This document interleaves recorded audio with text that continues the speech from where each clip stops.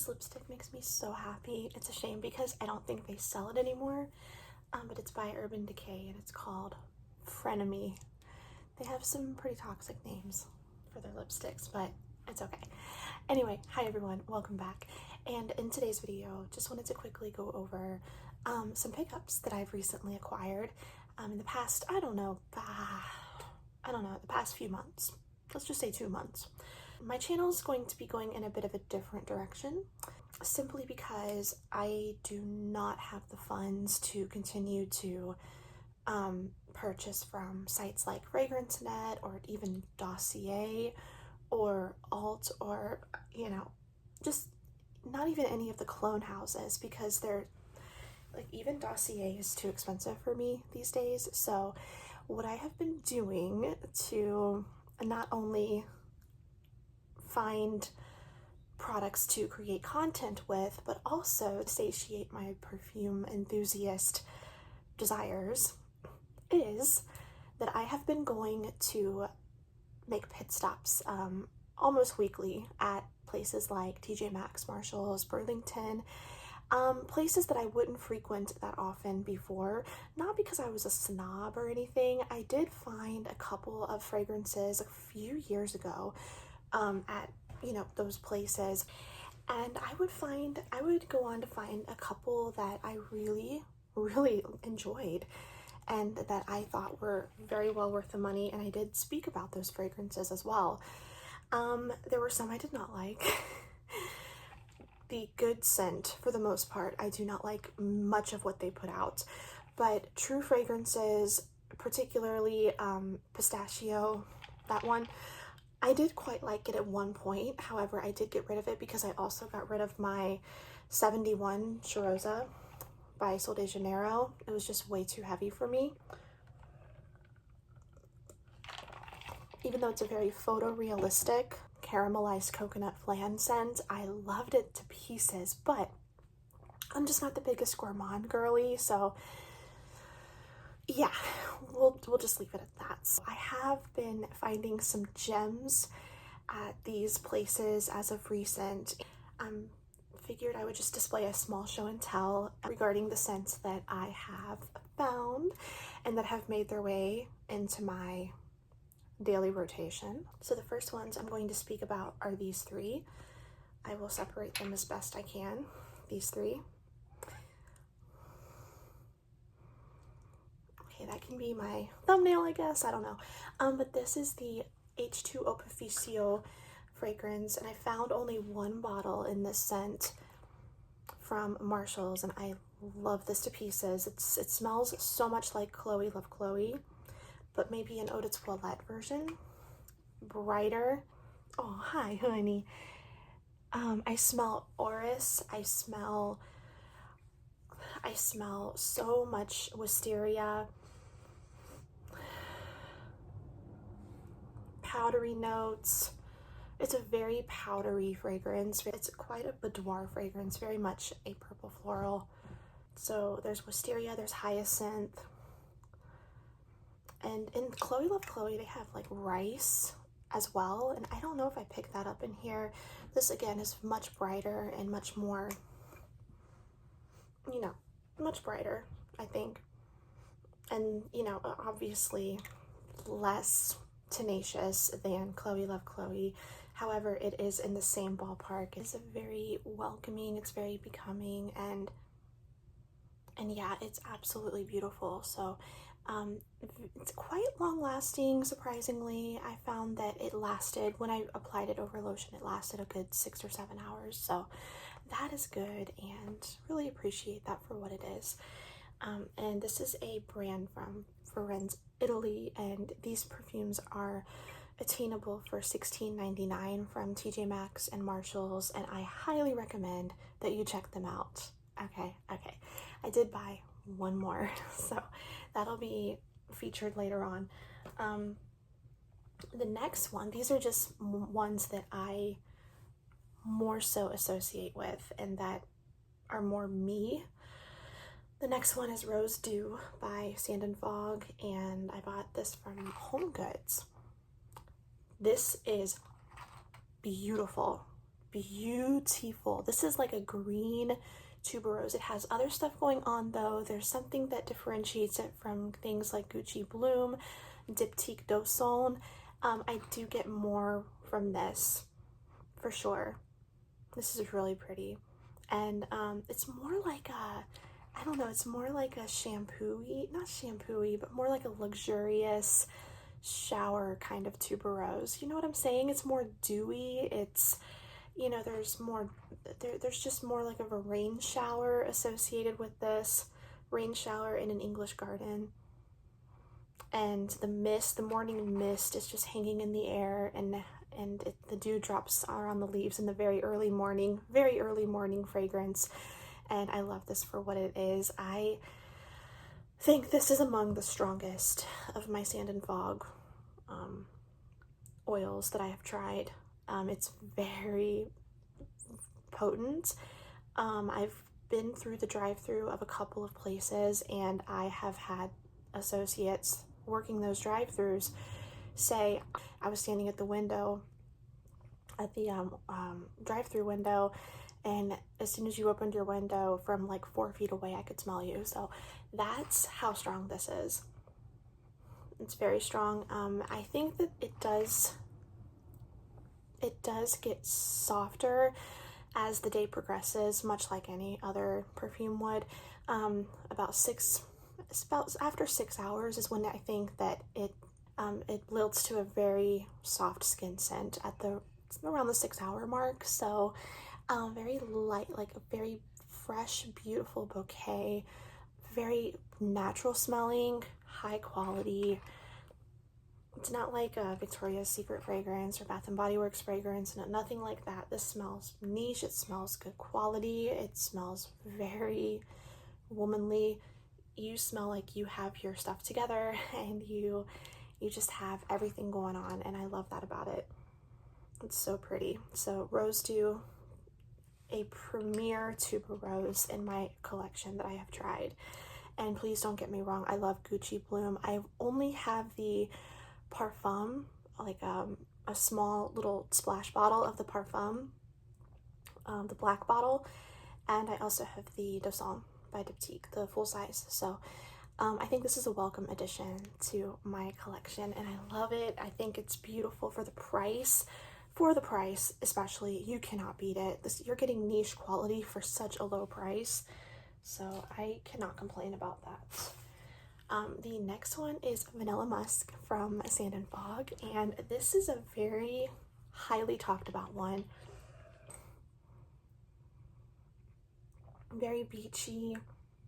It smells like a luxurious resort.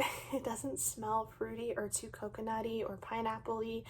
No, there's this grounded note that I get with it as well. And you know me, like, even though I do not care for most gourmands, I do love vanilla. So, you know, like multiple different variations of vanilla. It can be done in so many different ways, and I just love the artistry that, you know, these perfumers put into these fragrances. And I think that this is a very good representation of Nest Madagascar vanilla, and this is also $16.99. All three of these were $16.99. Look, the Rose Dew, $16.99. I did already take the sticker off of this, so that's why it's not on there. And I took the sticker off of this as well. So, but rest assured, they're $16.99. They actually used to be a little bit more inexpensive, so they're climbing up a little bit in price. But this was my very first Sand and Fog. Bought it with Coconut Blossom. However, I'm thinking of getting rid of Coconut Blossom because I just don't like the way it sits on my skin. It's a little bit too sweet. But this is perfect. It lasts all day. Coconut Blossom does too. But yeah, it's really pretty. And yeah, it's a beachy vanilla without really having those piercing, overly fruity or sharp elements to it, or, you know, it doesn't smell like a fruit cocktail. And vanilla, it doesn't smell like a crap load of coconut was put in here. I really appreciate that, so it's really good. I like it. And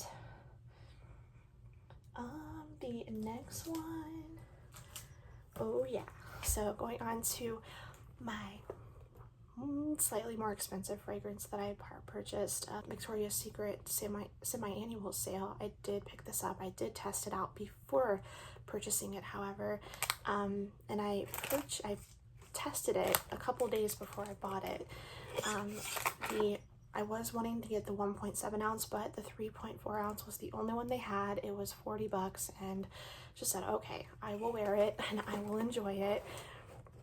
What really attracted me to this one, and I'm not typically a Victoria's Secret fan, but what really attracted me to this was the raspberry tea note that is in this. And I love Peony as much as the next floral girl, don't get me wrong, but I don't think that it's very well represented in most bombshells that I've tried from Victoria's Secret. I think it is, however, represented very nicely in Bombshell Seduction. However, I have not gotten around to purchasing that perfume yet. I will one day, but I have a $5 off coupon, no, $10 off coupon. So I don't, maybe it'll be soon, I don't know. But this is Bombshell Bouquet, and this has notes of white peony, rose, and something else. Oh yeah, the raspberry tea. And yeah, it doesn't smell too fruity. It smells perfect. It smells fresh, girly, flirty, like just a quintessential fruity floral. And sometimes life calls for those fragrances, and I really appreciate this for what it is. So it's not powdery, it's not stuffy, it's very carefree, it's very flirty and fun, without being too sweet. That raspberry tea does actually smell like tea, which I found a bit surprising. I mean, it does smell a little bit natural, so this is not a natural fragrance by any means, but I was just pleasantly surprised by how much it actually smelled like tea. So I would have to give this a 2 thumbs up. I did pair it in store when I was testing it. I did pair it and layer it over the Sheer Love body lotion, which they just brought back into stock after 12 or 13 years. I am so happy that they did that. I was not expecting them to, but they did, and I'm so glad that they did. However, I didn't buy the body lotion, I just bought the fragrance mist. I bought like 3 of them, so yeah, I don't want to be without the fragrance mist. So Bombshell Bouquet, I bought that at the same time I bought this. So Bombshell Bouquet is really nice. And my next purchase will probably be the Seduction. Okay, these were on sale, but I didn't care because I've been waiting for years for them to bring this back into stock. This has such a permanent anchor in my mind of such vivid memories in my life, circa 2011 through 2014, which were the years I was wearing this scent the most. Now, I will say that it used to be stronger, used to be more long-lasting. The lotion used to be wonderful. I do not like the lotion. I don't like their formulation anymore. It does smell nice this time around, but I just don't want to waste my money, so I didn't.